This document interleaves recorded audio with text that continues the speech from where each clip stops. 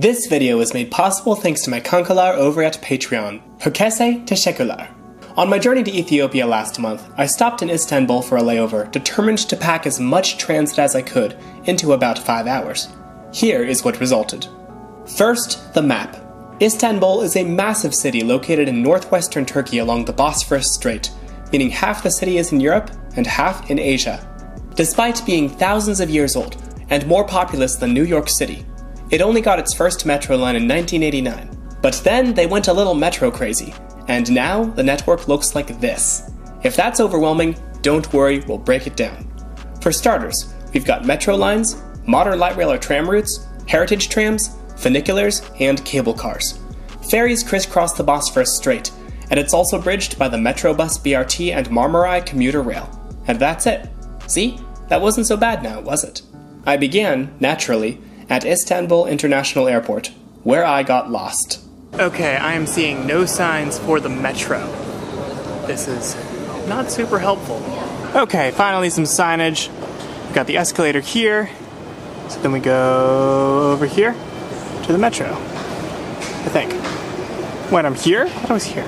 So just when you think you've cleared everything, then it's a 10-minute walk to the metro. And that's, great. You would think this is the kind of space they would put the metro in. Like, see all this open space? They could put an elevated track in there, I think. After quite a bit of a walk, which sort of reminded me of catching the Silver Line at Dulles, I got to the station for Metro Line M11, which has to be the weirdest metro station I've ever encountered since I started this channel. From the baggage claim level, there were 3 whole layers of escalators descending through gray, brown, beige emptiness with the occasional plants. And yes, there was also an elevator, but I wanted to fully experience how weird this whole place felt. The ticketing floor was still very empty, with the same beige, gray, plants, brown paneling vibe, like hotel lobby concept art that hadn't finished rendering yet. There were a few fare machines on one side, then all the way on the other side there were a few more. In between was what I could only assume was supposed to be a service desk or something. I spent my hard-earned lira on an Istanbul cart, the reloadable fare card used on the Istanbul Metro, and tapped my way in.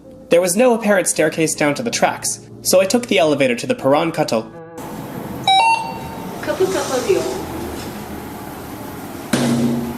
And this kept up the exact same hotel lobby vibes, down to the lighting. After just a few minutes, a train came roaring in, heading in the direction of the airport's cargo terminal. Since this would be mostly empty, I hopped on board. M11 is a very unique metro line, in case you haven't picked that up yet. It opened in January of this year, and features automated trains and platform screen doors. The initial segment of the line starts at Istanbul Airport, and runs 23 miles to Kyatana in the north of the city. The entire thing is underground, and there are only 9 total stations, meaning the Chinese-built metro trains can max out at 74 miles per hour. Cargo Terminal Station is currently the western terminus of M11, although the line will soon be extended another 19 miles, creating the world's longest subway tunnel at 43 miles in length. Since the next train to Kyatana wouldn't be leaving for another 18 dakika, I got out to explore the station. There wasn't any particular signage saying where we were, but there was a lot of aviation-themed art, portraying M11 as the beginning to journeys around the world. It turned out that the departure clock was completely wrong, because when I stepped back onto the train, the doors shut almost immediately, and we began shooting through the inky blackness towards the city. After the airport station, where I noticed the platform screen doors closed before the trains, we passed the unfinished station for the airport's future Terminal 2. The journey to Kyatana took about 22 minutes, but it felt longer, as there was no Wi-Fi or cell service, and there was nothing to see out the window. Finally, we stepped off into Kyatana. Dang, the people who came after me for mispronouncing Plano and Queen's Key are going to flip when they hear my Turkish. Anyway, I was shocked to find that this station looked exactly identical to the cargo terminal station. Indeed, from what I could see out the windows of the train, every station other than the airport on M11 had sported this identical design. M11 will eventually be extended one stop further into Istanbul, giving it a direct transfer to line M2 of the city's metro. But for now, the best way to access more of Istanbul's transit was by bus. I headed to the bus terminal to look for my route, which took a hot minute because buses were parked close together, and seemingly random ones would be taking on passengers. My 62 bus ended up boarding from the middle of the lot, and I was treated to a half-hour windy tour of the real Istanbul as we made our way southeast. Istanbul has a fleet of over 4,000 buses, which moved over 3.5 million people daily in 2012. Today's bus featured a limited number of seats in the front, with a large empty space for standing passengers. While there were a few stop request buttons, nobody used them. Instead, passengers would get up and stand by the door as their stop approached, and the bus would stop and let them off. It stopped at pretty much every designated stop, which, when combined with our windy, hilly route, meant it took over half an hour to travel 3¼ miles to the waterfront. As we reached the Bosphorus, we passed the city's Naval Museum, the Museum of Art, the walls and gate to a former sultan's palace, and a mosque which dates back to 1853. We also had our first look at T1, one of Istanbul's 3 modern tram lines. Stepping off the bus, I walked to the ferry terminal only to find that the boat I was looking for wouldn't be leaving for another 20 minutes, so I circled back to Kabataş Station, the terminal station of T1. A Bombardier Flexity Swift tram pulled in after just a few minutes, a sister model to the Flexity Outlooks used on Toronto's streetcar system, and soon we were off, moving south down the waterfront in the street's median. T1 was opened in 1992, and it runs 12 miles from here to the west, stopping at several of the city's top tourist attractions, including the Grand Bazaar. T1's right-of-way was last occupied by a tram line that closed in 1956, one of many trams that crisscrossed the city until the 60s. There are 2 other modern tram lines in Istanbul, the sorts of things us Americans would call light rail, which are labeled T4 and T5 on the map. T2 and T3 are heritage trams, but more about that in a second. I disembarked at Karakoy, just north of the Golden Horn, which is an inlet of the Bosphorus home to many of Istanbul's top tourist sites. It was here that I encountered one of the city's famous ice cream vendors. Thank you. Is this through? Oh, you have the bell strategically placed. I like it. Seriously. Thank you. Wow, okay. Bye-bye. You have a whole routine. Okay. Thank you very much. Thank you. I knew to expect his antics from perusing social media, but I don't think he expected me to do this in return. Too slow. Joke's on me though, because he charged me $8 for this tiny bite of ice cream. But that's okay because I have my loyal Patreon supporters to unflinchingly support all of my questionable decisions. If you join them now, you will soon have access to my first video in Ethiopia, reviewing Ethiopia's intercity railway. I'm still in the process of editing, but as soon as it's done, it will be on Patreon for y'all to see. Anyhow, from here it was about a block's walk to the Tunnel, an underground funicular first opened in 1875. The line was constructed to connect Karakoy, one of the city's largest trade and financial districts at the time, with embassies, hotels, and markets further up the hill in Beyoğlu. Design and construction was overseen by a French engineer, who got the idea for the system as a tourist in 1867. Upon its opening, it was one of the first underground mass transit systems in Europe, second only to the London Underground. From the top, I could better see the unique mechanics of the Tunnel, which is marked as line F2 on the city's metro map. 2 stabilizing rails above the cars keep them in place, and the cars themselves sit on rubber tires. Is this the world's only rubber-tired funicular? Sound off in the comments if you can think of any others. Emerging from the station, I encountered what has to be Istanbul's most famous transit. Tramline T2 runs along Istiklal Avenue, from here to Taksim Square. The right-of-way is a pedestrian-only street, heavily frequented by tourists, and the tram's slow speeds and infrequent service probably have something to do with the volume of pedestrians taking selfies with the vehicle. I didn't blame them though. The cars are original vehicles that once traveled all over the city, and they look great. But since this tram didn't seem to be leaving anytime soon, I didn't get on. Instead, I ducked into line M2 of the Metro, whose station featured plenty of cool tile artwork. Stations on the Istanbul Metro also had these interesting-looking trash baskets spaced throughout. Okay, I'm gonna do that. Sounds like I'm just missing a train, and I'm too tired to run for it. This station has very London Underground vibes. Definitely reminds me of being in London with the sort of cylindrical tunnel things connecting the platforms, rather than having a single area with both platforms. So we got a train coming in 1 dakika. Like most lines on the Istanbul Metro, M2 features relatively unique rolling stock, in this case, made by Hyundai Rotem. Almost the entire north-south line is underground, but to cross the Golden Horn, the train emerges onto a bridge. If you listen closely, you can hear a child with a melodica walking about the train begging for change.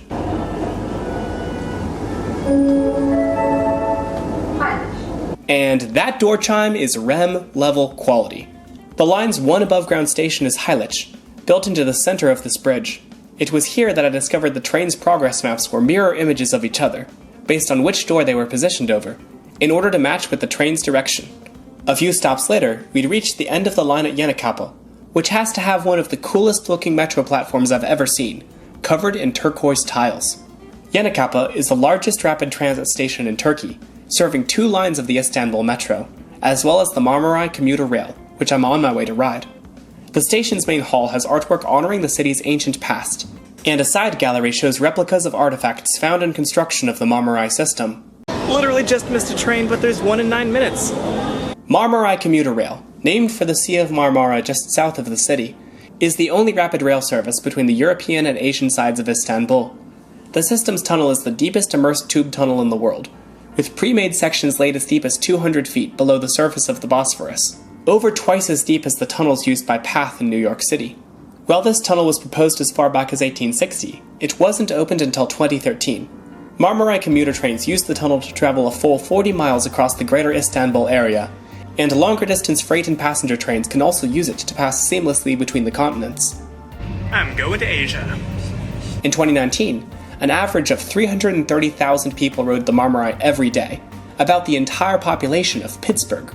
System maps on board the Marmaray feature the Bosphorus, as well as the tunnel's dive into the earth, a unique design feature that I quite like. Unfortunately, this particular train also featured another melodic playing child begging for cash, and I was grateful when I could step off the train, where there was actual music.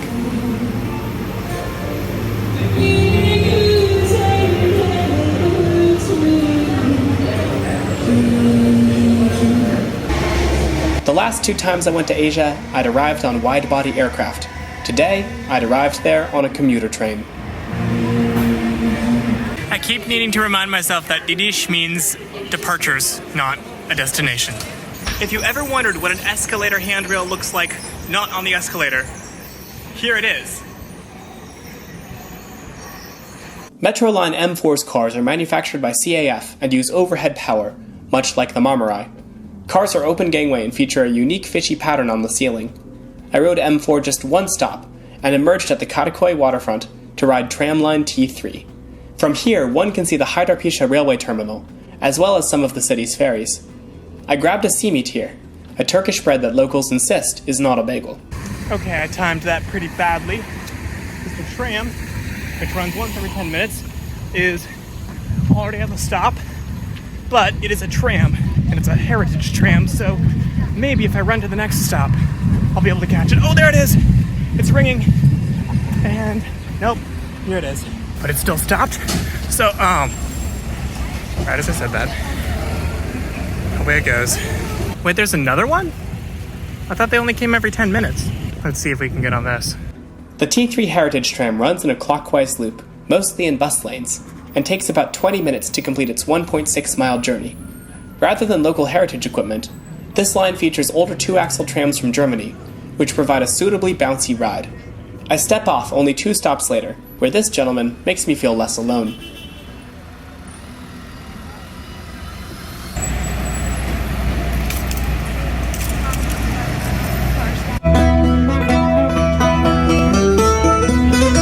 Well, I've enjoyed my time in Asia, but now I need to get back to Europe and eventually to Africa.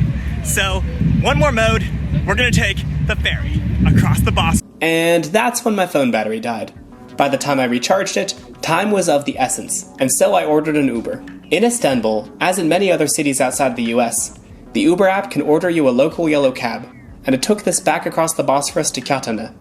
Along the way, we paralleled the Metrobus BRT, a dedicated lane system that carries 1 million riders a day on a 32-mile route, with headways as low as 14 seconds.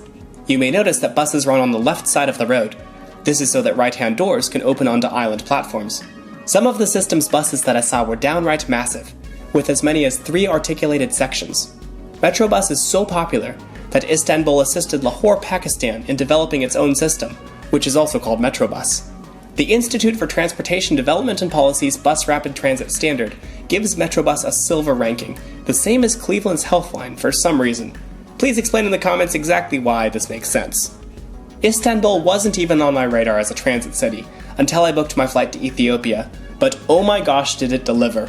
It boggles the mind how much infrastructure the city has put together in just the last 35 years, and they're showing no signs of stopping, despite delays due to archaeological finds, political ups and downs, and skyrocketing inflation of the lira. The system isn't perfect. It definitely had a learning curve, but I felt like I got the basics down during my one-day adventure, and I think tourists could rely on the system for a trip to Istanbul without ever having to use cabs. Anyways, back at Yatana, I bade farewell to the city and descended back into M11, ready for a very trippy ride back to the airport as I drifted in and out of sleep.